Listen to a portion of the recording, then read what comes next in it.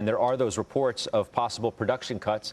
Those are making the rounds today, and the street is weighing in, Joe, en masse, led by Katie Huberty, Morgan Stanley. Buy the dip is her view on the back of supply-driven disruption. She says overweight, reiteration, 168 is the price target.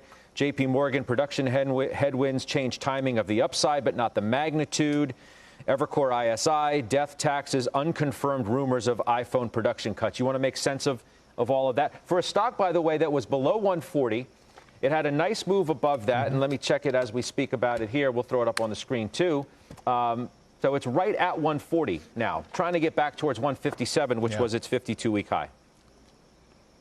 Yeah, so very, very critical to the direction of where the S&P is going to be is all these mega cap equity names, what ultimately they're going to do. I agree most with the J.P. Morgan note.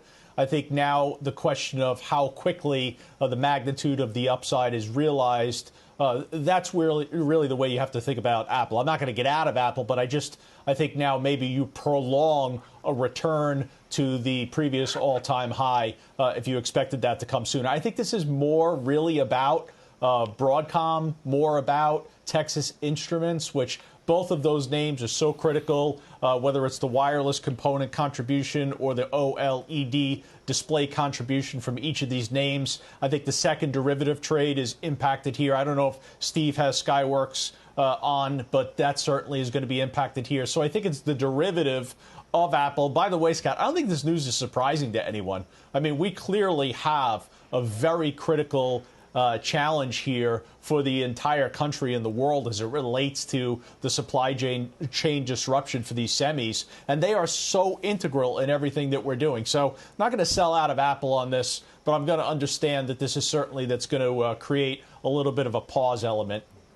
Nasdaq's having a pretty good day. It's up nearly 60 points, shy of 0.5%, Liz. These mega caps, Apple included, are correction territory. I mean, they're 10%, most of them, off of their 52-week highs.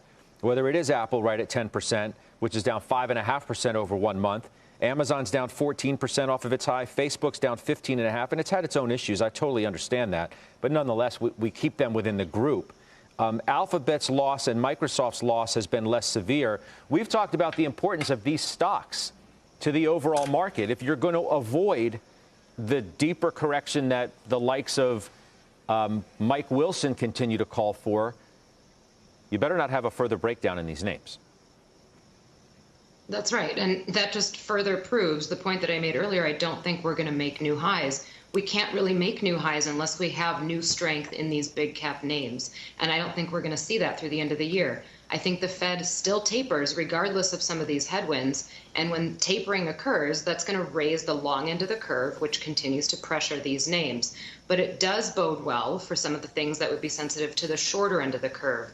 Dividend payers, financials. So if we're talking about buying the dip, I would buy the dip on financials in this space. But those big cap tech names, over the long term, still positive on tech, still positive on healthcare.